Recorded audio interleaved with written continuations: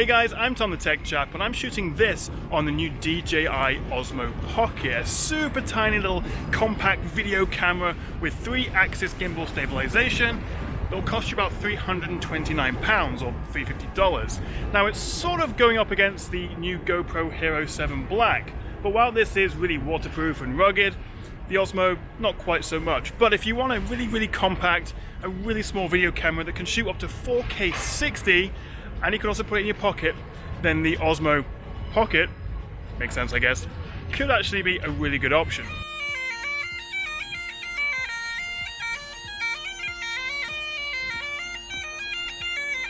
So here's a quick look at the video quality shot on the Osmo Pocket. This is 4K 30, obviously we're in good light here on the south bank of London. It's a beautiful crisp winter's day, and I have to say I'm really impressed by the quality of the video.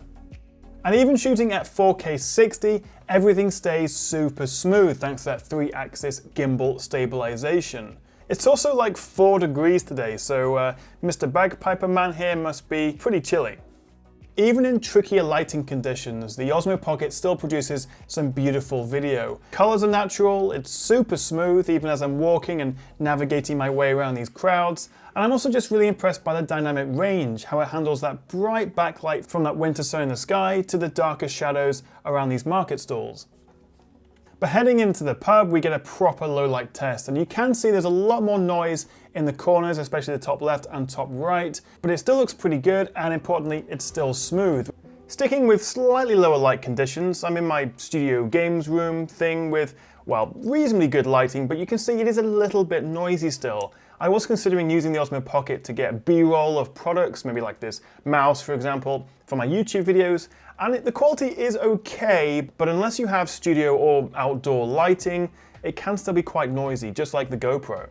Another issue I've run into is the autofocus, which as you can see here, isn't the fastest, and sometimes it just refuses to focus on what I want it to focus on. You can tap the screen to change the focus point, which did fix this, but even then, as I take the watch away, it does take a second or two to then focus back on the keyboard. Alright, so this is a quick test between the Hero 7 Black and the Osmo Pocket, and I'm sure the first thing you'll notice is how much more you get in the frame on the Hero. Obviously you do get that wider field of view, but you also get that fisheye look with the GoPro, which kind of inherently makes your video look a bit amateurish, I suppose. Compared to the Osmo Pocket, which while has a narrower field of view, it's probably better if you are going to be using this for more higher quality video production. They both have internal mics, so I'm going to switch between the two devices. You'll see a little speaker icon pop up, which should show you where the audio is coming from, and you tell me which sounds best in the comments below. But obviously one of the big selling points of these cameras is the stabilization. The Hero 7 Black has the new Hyper Smooth tech, whereas the DJI Osmo just uses, well, 3-axis gimbal stabilization. But you tell me, as I'm walking along the south bank here, which one is smoother. The lighting's also quite tricky because I get some very bright sunlight on my face, but also some dark shadows. So the dynamic range, the contrast will be quite interesting to see as well. In terms of actually using them, it is quite handy having that little 1-inch front screen on the Osmo Pocket so I can see what's in the frame, although that does bring me onto the fact that since they both shoot 16:9 and yet the 1-inch screen on the Osmo Pocket is a square, you're not actually getting the full video preview that you would on the back of the GoPro. So the GoPro does have a bigger and better screen, but the fact that you get this front-facing screen on the Osmo actually is quite useful, especially if you're doing vlogs like this. Another question I had was how the video shot on the Osmo Pocket compared to video on a normal smartphone. So one of these is from the Osmo Pocket, another is from the Huawei Mate 20 Pro, both shooting at 4K 30. And before I tell you which one is which, have a look at both and see which you think is better in terms of video quality and also stabilization. And so actually on the left we have the Osmo Pocket, on the right the Mate 20 Pro. So what do you think? Is there a big difference? Let me know in the comments. Alright, so next up let's test the difference in quality between resolutions. This is 1080p at 30 FPS. I'll leave it to run for a minute so you can get an idea of the quality on this very bright but also very cold winter's day. This is now shooting at 4K 30. Again, I'll leave it for a second so you can get an idea of the quality. And finally, we have 4K 60. And I'm sure the first thing you'll notice is how much smoother everything looks. That's obviously the higher frame rate. But in terms of quality, well, same as 4K, I guess, same resolution. For me, most of the time though, I'm just gonna leave it in 4K 30, so you don't get that super smooth soap opera-like effect. But if you're going to be wanting to slow it down afterwards in the edit, you can obviously shoot at 4K 60, then put it in Final Cut or Premiere Pro, halve the speed, and then you get a bit of a slow motion. Or of course you could put it in the actual dedicated slow motion mode, so you get 1080p at 120 FPS. So this is the Osmo Pocket, and in the box with it you get this really nifty little case or little holster thing, which as you can see doesn't really add a whole lot to the overall size of it, but it keeps it safe, and it means when you are putting it in your jacket or your trouser pocket, well, it just keeps it a little bit protected. So on the side we have the micro SD card slot, on the bottom the USB-C port for charging, and then finally we have this extra little connector hidden under here. Now in the box, when you first set this up, you'll get these little adapters for either USB-C if you've got an Android phone, or the Lightning port if you're using an iPhone. So you can set this up with either an iPhone or Android. And it's a bit of a weird setup process because you then just slide that in there, which just doesn't feel right at all, and then plug that into your phone. You then download the DJI Mimo app, turn on the device, and you can see already we've got a new firmware to download, which I'll do after this setup. And that is how you connect the Osmo to your phone. And then from there, which as you can see I've already done, you can then actually control everything through your phone. It's a bit of a weird setup this, and it does feel a little bit precarious just poking out of the USB-C port there. And so using your phone with the Osmo means you can get a much bigger viewfinder, and you can see I'm adjusting the angle and the orientation of the camera, and I can access all the camera settings that I would otherwise do on the actual camera through the app, which is obviously a lot easier given the much bigger screen. And then once you're done with that, just slide this back out, make sure you don't lose this adapter, which I think is going to be very easy to lose, and then put this little bit of plastic back in like so. There's only two physical buttons. We have the power button. It takes about 3 or 4 seconds to boot up, not too long at all. And then of course the record button, which will either record video or if you're in the photo mode, take a picture.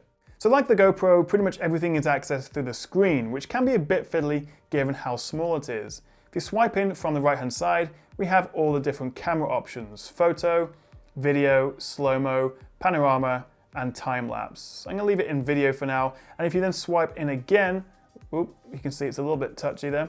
You can swipe in again, we get the different frame rate and resolution options. So 1080p at either 30 or 60, or 4K at 30 or 60. Generally, I leave it on 4K 30. Swiping down from the top gives us the full settings menu, where you can see the battery life, you can recalibrate it if the gyro is going a bit crazy, change tilt control, auto power off timings. One of the most useful options is this auto flicker setting. You can switch between 50 and 60 Hertz. So wherever you are in the world, whatever frequency the lights or the screens around you are at, you can then change it so you don't get any flickering. Swiping up from the bottom gives you the option to recenter the camera. You can flip it around for your selfie vlogging mode. If you're going to be tracking or following something that's moving quickly, you can change that to either slow or fast follow. We've also got 3 different camera modes. We've got first person view, FPV like that, which just follows what you're doing like it's, I don't know, first person. You have follow, so you can then set a target and it will follow that. Or thirdly, tilt locked, so you can see the camera tries to stay in the same place regardless of how I'm holding the camera. And then finally from the left, you can swipe in and you'll see your previous footage and photos. I do find it quite intuitive to use though. Like I want to flip it around, make sure it's shooting in 4K, like say that, all good to go, and then press record. That's it. So that is really nice and simple to use. As for battery life, you'll get a little under 2.5 hours shooting full HD on the Osmo Pocket. If you're shooting at 4K, this is going to be closer to about an hour and a half, which actually is still pretty good, and you'll probably fill up your micro SD card long before that anyway. And since it does use a USB-C port, if you have a relatively recent Android phone, you'll be able to use the same phone charger. Now lots of people will consider buying this as a bit of an action camera, but you're not really going to want to mount this to your helmet or to a chest strap and go surfing with it or mountain biking, because it's just not that kind of rugged equipment like the GoPro is. So for me, I'm actually going to be using this as a bit of a B camera, like a behind the scenes camera, a secondary thing to my Panasonic GH5, which is my main shooting camera. and if that goes wrong, or if I want someone to sort of record what I'm doing behind the scenes, this would be a good option. And because it is so small, it's also quite stealthy. If you're recording out and about and someone sees a big tripod and a camera, they rush over and ask for permits or tell you to bugger off or something. With this, you can be really subtle with it. And so that is the new DJI Osmo Pocket, and for £330, it's definitely not cheap, and the GoPro Hero 7 does obviously offer some strong competition, but there's not a lot else out there that offers such high quality video in such a compact and literally pocketable size. There are actually quite a few accessories for the Osmo Pocket, but coming early in 2019, there should be a headphone plug adapter that will allow you to connect an external microphone, and that will make it a much better setup. But I have to say, overall, I really like this little thing and I'd highly recommend it. And a big thanks to heliguide.com for sending out a review sample which made this video possible. Check out their website in the description where you can buy the Osmo Pocket, a bunch of the accessories, and they sell loads of other high quality drones and camera equipment for consumers like you and me, and for professional, proper filmmakers. So check out heliguide.com. Thank you so much for watching, guys. Let me know what you make of the Osmo Pocket in the comments below. Are you tempted by it? Do you think it's too much money? And would you go for this or the GoPro? Do let me know. Thanks for watching, and I'll see you next time right here on the Tech Chat.